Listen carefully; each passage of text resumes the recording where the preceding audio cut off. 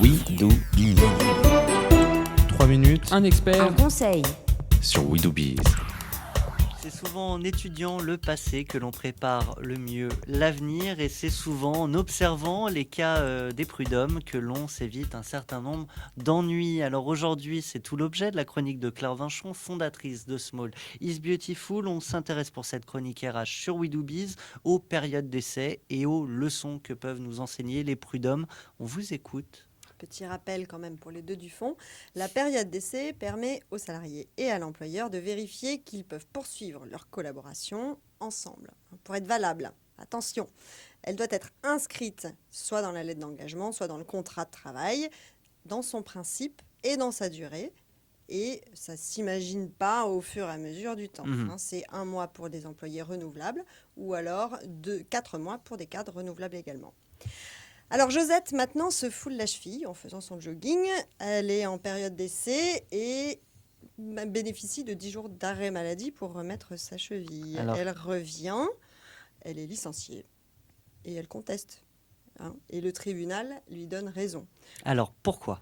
Parce que l'arrêt de travail, quel que soit sa raison, son motif professionnel ou alors personnel, comme dans le cas de Josette, ne rentre pas dans la période d'essai. Donc la période d'essai est prolongée de 10 jours si Josette justement a fait son arrêt de travail pendant 10 jours. Alors je me mets à la place de l'entrepreneur, admettons que ce soit pour ça ou pour une autre raison, il faut que j'attende qu'elle soit rentrée pour mettre fin à la période d'essai, ce qui n'était pas le cas ici. Exactement.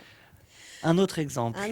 Béatrice arrive au travail un beau matin et on lui donne une enveloppe lui signifiant que sa période d'essai est terminée, que tiens d'ailleurs tu peux prendre ton carton. Elle conteste et puis s'assoit à son poste.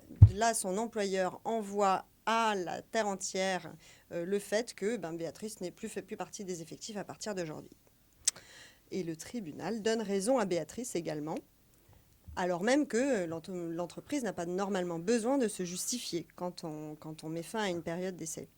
Donc en effet, peu importe les motifs, le conflit de personnes, compétences, absence de résultats, ou alors les difficultés économiques de la société, par contre, il faut mettre les formes. Ça, c'est quand même important. C'est donc dans la procédure. Exactement.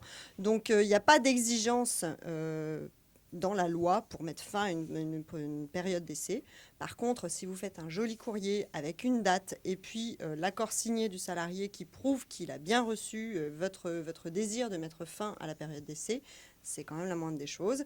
Au pire, si vous êtes procédurier, vous faites un petit accusé-réception.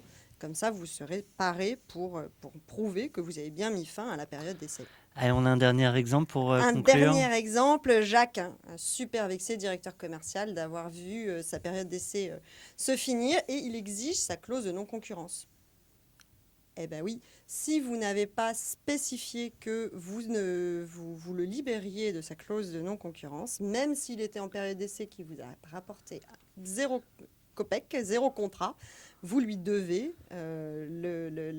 l'argent qui était prévu dans le contrat au démarrage. Pour que la clause de non-concurrence soit valable.